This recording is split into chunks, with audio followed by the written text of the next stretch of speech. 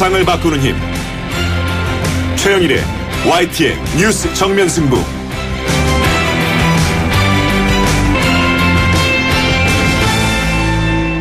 YTN 뉴스 FM 뉴스 정면승부 3부 시작합니다. 가족을 보좌진이나 회계 책임자로 임명하는 등 이 서영교 의원에 대한 추가 의혹이 잇따르면서 더불어민주당이 내부 감사에 착수하기로 했는데요.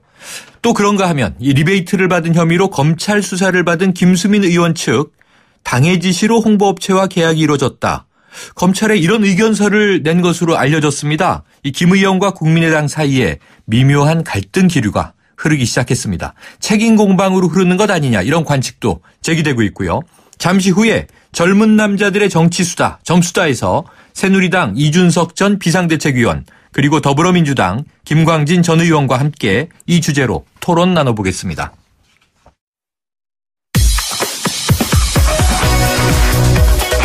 젊은 남자들의 정치수다 점수다.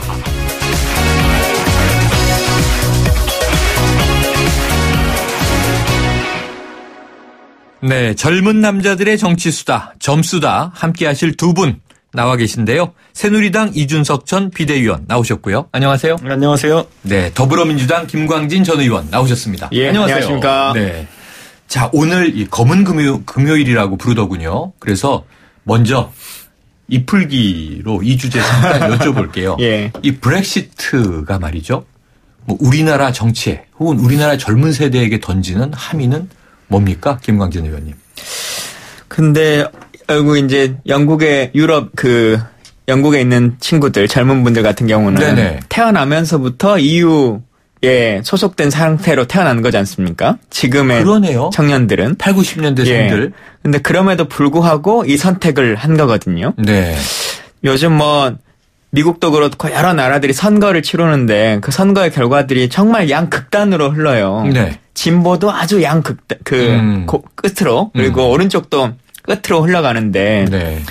결국은 삶이 너무 팍팍한 거죠. 전 세계 어느 나라든 삶이 너무 팍팍하니까 네. 기존의 관행과 어떤 제도만을 가지고는 어떻게 해결이 안 되겠구나라고 하는 그것이 옳으냐 그르냐를 떠나서 네. 어쨌든 이것을 탈피할 만한 극단의 선택을 해볼 수밖에 없겠다라고 네. 하는 메시지를 좀 주는 것 같습니다. 나름 그런 것 같아요. 지금 김 의원님 말씀 듣다 보니까 그럴 수 있겠구나 하는 생각이 드는데 이준석 의원님. 예. 어떤 젊은 세대에 대한 함의가 있을까요? 이 브렉시트.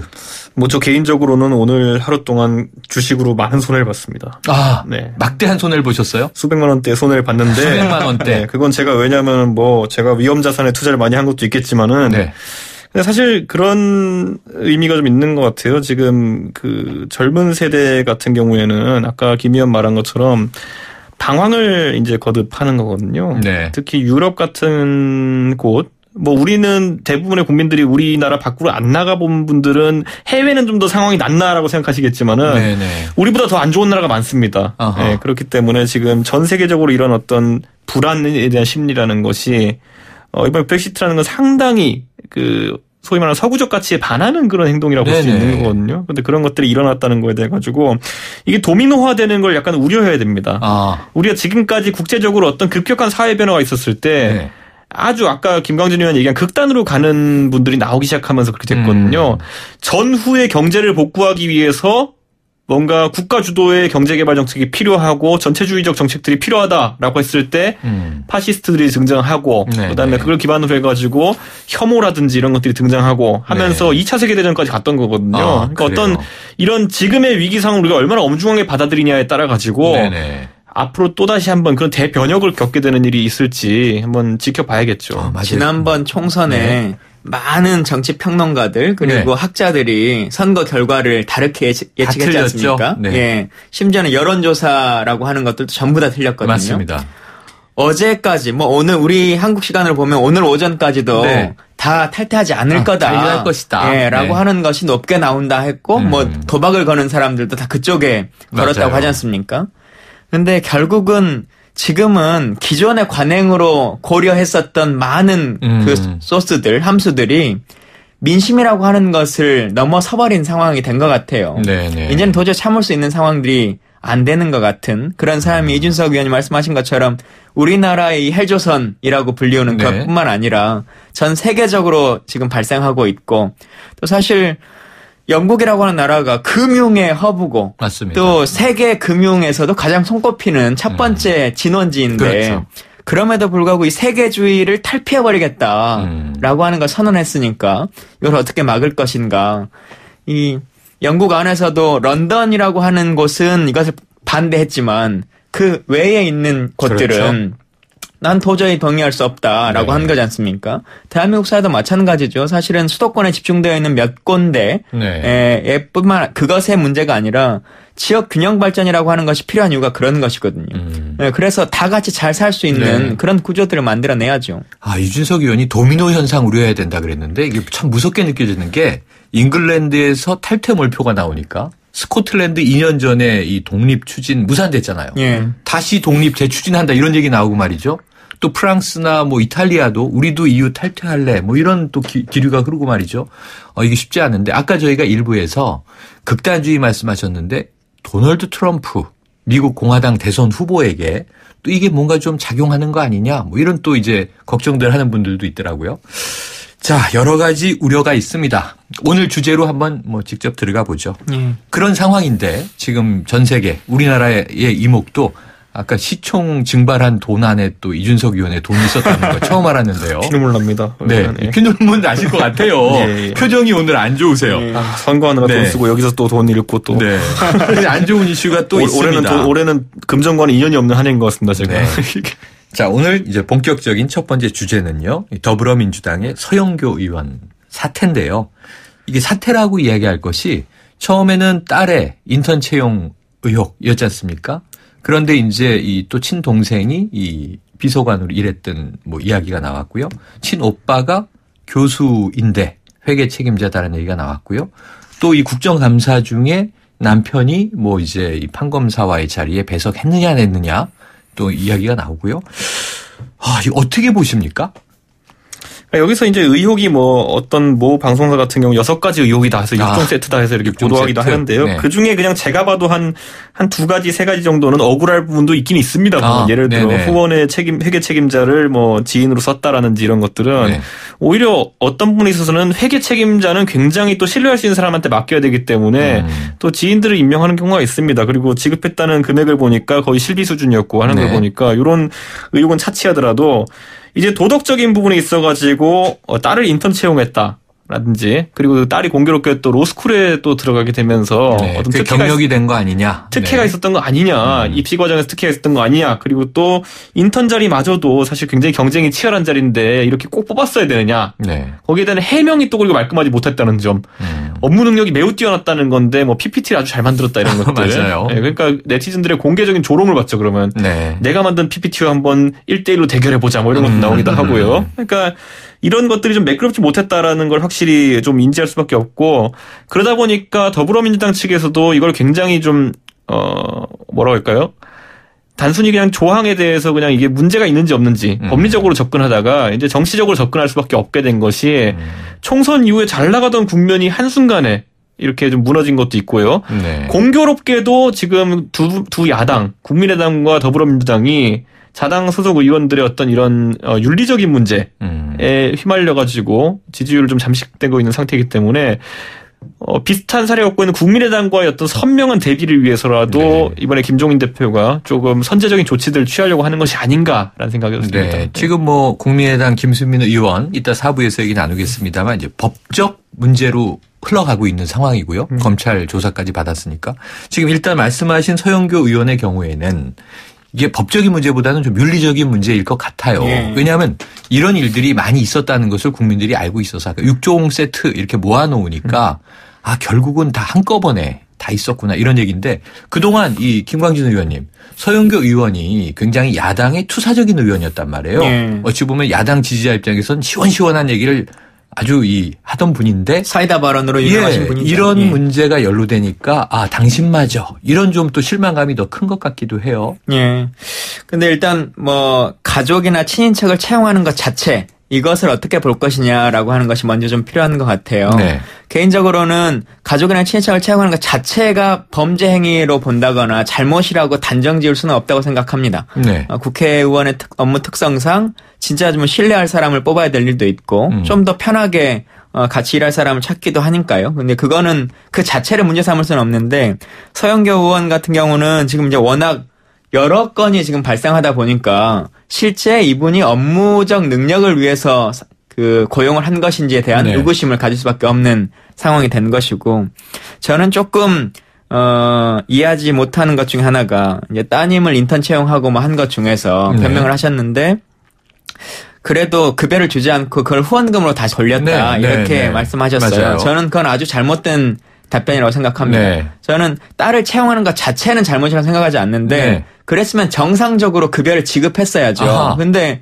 급여를 정상적으로 지급하지 않았다고 하는 것은 그리고 일한 사람도 그만큼의 급여를 안 가져갔다라고 하는 것은 일을 하지 않은 거거든요. 제대로. 네. 그래서 아니면 다른 어떠한 역할들이 부여됐거나 뭐 한 것이겠죠. 그런 배려가 있었거나. 네네. 그래서 정말 일할 사람을 뽑는 거라면 정상적인 급여를 주고 하는 것 자체를 너무 네. 범죄시 보는 것은 조금 막아줬으면 좋겠는데. 자녀이든 아니든 간에. 예, 뭐 친인척이든지 간에요. 근데 서영교 의원 같은 경우는 지금 좀 워낙 너무 복합적으로 네. 묶여서 저도 뭐 다 한 건 한 건을 뭐라고 해명해 드리기는 어려울 것 같습니다. 그러면 지금 이 사안이 어디서부터 불거져 나온 거예요? 처음에 어디서 터지고 이게 흘러나와서 이렇게 6종 세트가 된 겁니까? 뭐 출처가 있나요?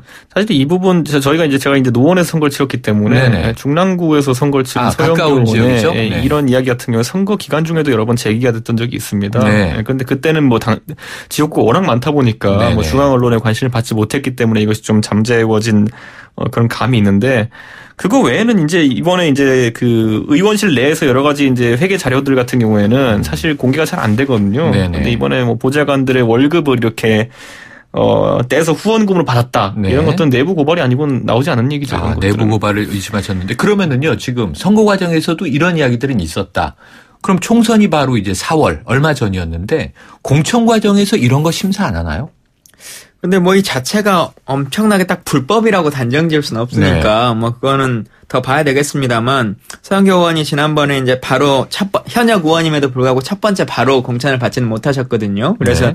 아마 여러 가지 검증 과정들이 좀 있었던 것이 아닌가 이렇게는 보고 있는데요. 뭐 이건인 것인지 아닌 것인지는 더 확인이 필요하겠죠. 네. 자, 그런데 친인척 채용의 경우에 자, 우리나라는 법적인 문제는 아니다. 지금 윤리적인 국민들의 비난 받을 수 있지만 근데 미국 의회는 법으로 친인척 채용을 금지하고 있다고 들었는데 이거 맞습니까? 미국 의회 같은 경우는 법으로 이게 금지되어 있는 게 맞고요. 네. 그리고 미국 의회는 오늘 뭐 일간지에서 분석을 많이 해봤지만은 우리보다 둘 수 있는 보좌관의 수는 대신 좀 많습니다. 수가 더 많아요. 법적으로 인정된 지위만 하더라도 22개 정도까지 있을 수 있다고 네, 이제 네. 보도가 되고 있고, 그러니까 일본 같은 경우에는 한 3명까지 둘 수 있는 것으로 유급 직원을 이렇게 돼 있고, 우린 지금 현재 7명입니다. 네, 네. 거기에 인턴 둘 더해가지고 9인데, 네. 그러니까 우리는 사실 미국과 일본 사이 중간 정도에 있는 위치에 있는 그러네요. 것이고요. 다만 좀 우리가 생각해봐야 될 건 뭐냐면은 미국 의회에서 사용하는 그 의회 의정활동 지원금이라는 거는 굉장히 뭐 이런 표현을 하면 그렇지만 유도리가 있게 사용할 수 있게 되어 있습니다. 아까 융통성 있게. 예, 융통성 있게. 네. 그러니까 그 22명 정도의 유급 직원 둘 수 있다고 했는데 그 안에서 지금 우리나라 같은 경우는 급수를 정해놨잖아요. 네, 네, 의원들을 맞아요. 둘 수 있는 직원들의 그런 것 없이 연봉도 좀 차등화해서 자유롭게 책정할 수 있게 하는 그런 형태 제도로 되어 있기 때문에 지금 우리나라는 아주 그게 경직되어 있기 때문에 네. 국회의원 특성이 얼마나 다양합니까? 예를 들어 여의도에서 국회의원 하는 분은 뭐 지역 활동하는데 큰 투자를 안 해도 되겠지만은 예를 들어 뭐 경북 영덕쯤에 계신 분 같은 경우에는 네네. 지역 관리 해줄 보좌관제도 따로 필요할 수도 있고요. 네네. 또 비례의원 같은 경우에는 또 지역 관리보다는 또 의정 활동에 또 어떤 전문 인력이 필요할 수도 있는데 이걸 지금 급수를 박아가지고 워낙 경직되게 하다 보니까 네. 여러 가지 편법들이 나오고 있는 것 같은데 이번에 좀 이런 부분을 좀 뭐 항상 이런 문제가 발생했고 이것이 구조적인 부분이 조금이라도 있다고 한다면은 뭐 구조적인 면에 의한 범법자가 발생하지 않도록 고치는 것도 또 국회의원의 의무거든요. 네. 아마 이런 것도 좀 논의가 됐으면 좋겠습니다. 자, 지금 그 얘기를 하셨는데 지금 이걸 고치려고 하는 내부적인 노력이 있긴 있었던 것 같아요. 예. 그런데 번번이 무산돼 왔던 게 문제인데 자, 이 공교로운 게 서영교 의원 사건이 보도된 바로 직후에 같은 당 백혜련 의원 이번에 국회에 20대에 들어가셨죠. 1호 법안으로 이 친인척 채용에 제한을 두는 이른바 국회의원 특권 내려놓기 및 갑질 금지 법률안 대표 발의했던데요. 통과되겠습니까? 근데 뭐 금지하는 것은 아니고 신고제로 하겠다라고 네. 하는 법안이시더라고요. 근데 저는 아까 말씀드린 것처럼 금지라는 것은 정상적이지 않다고 생각합니다. 네. 근데 다만 백그라운드 내신 것처럼 어쨌든 국민들이 그 감정들을 가지고 계시고 또 어쨌든 본인도 정말 당당하게 이 사람 정말 능력이 있어서 뽑는 거라고 하면 신고를 하는 것 정도까지는 괜찮을 수 있겠다라고 해서 그 정도는 받아들여질 수 있을 것 같습니다.